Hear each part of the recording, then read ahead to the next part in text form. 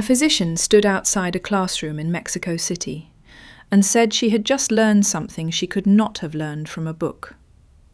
She had studied Spanish for years. She had the grammar down. She had the McGraw-Hill textbook memorized.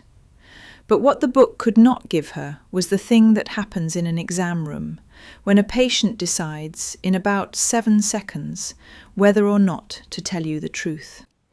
7 seconds? That is barely enough time to take a breath, let alone explain a symptom. Exactly. It is a composite scene, but illustrative of a very real soft failure. The doctor speaks, translates every medical phrase perfectly.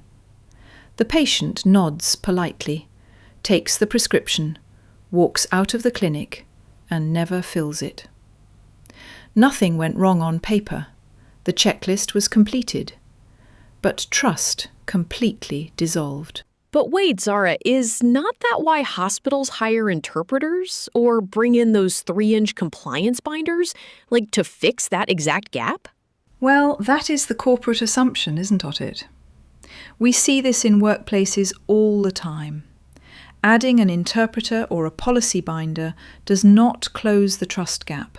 It just relocates it. When you put a third body in the room or hide behind a rigid script, rapport dies. In organizational psychology, we see employees and patients make the exact same psychological calculation during a pause. When authority enters, if there is any hesitation, people switch from communicating to self-protection. It is like the ultimate clown shoe club dynamic. Where the KPI dashboard is flashing bright green, every single process box is checked, but the building is effectively on fire because nobody is actually talking to each other. It really is. Organizations confuse procedural compliance with actual human connection. They think if the words were translated, the message was delivered.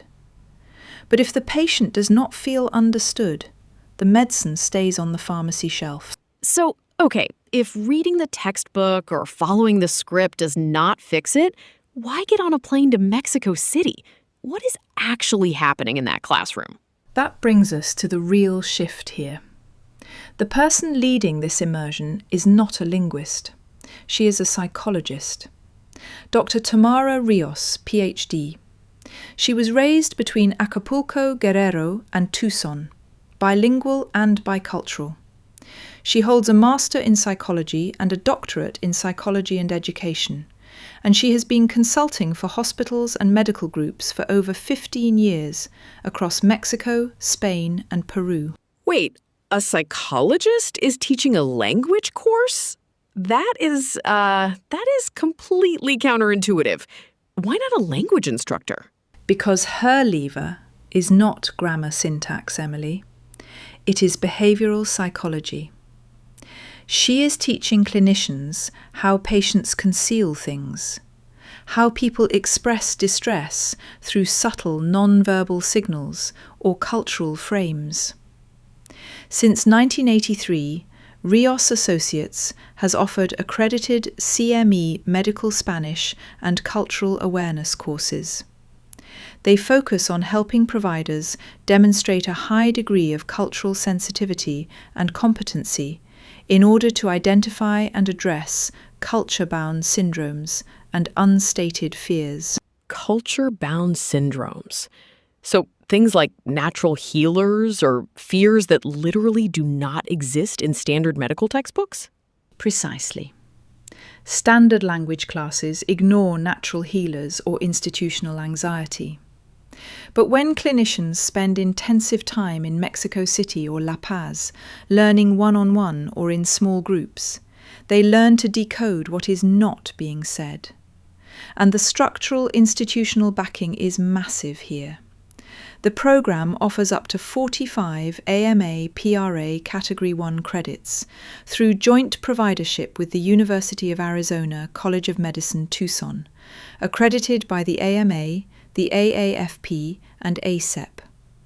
They have trained roughly 500 clinicians with the Permanente Medical Group over 14 years and maintained a partnership with the Denver Medical Society spanning 2 decades. Wow, 500 clinicians over 14 years. And doctors already have to earn those continuing education credits anyway, right?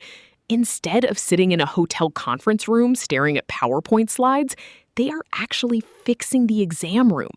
Exactly.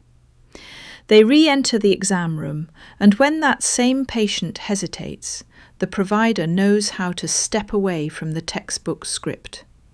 They recognize the cultural frame, address the unspoken concern, and the patient feels genuinely heard and understood. The prescription actually gets filled. That is the ultimate club genius lesson, isn't it? When a heavy process or a corporate script translates the words but hides the truth, remove the script. Because real trust is built in the pause, not the procedure. Well said, Emily. Strip away the corporate nonsense, ask the obvious question, and listen.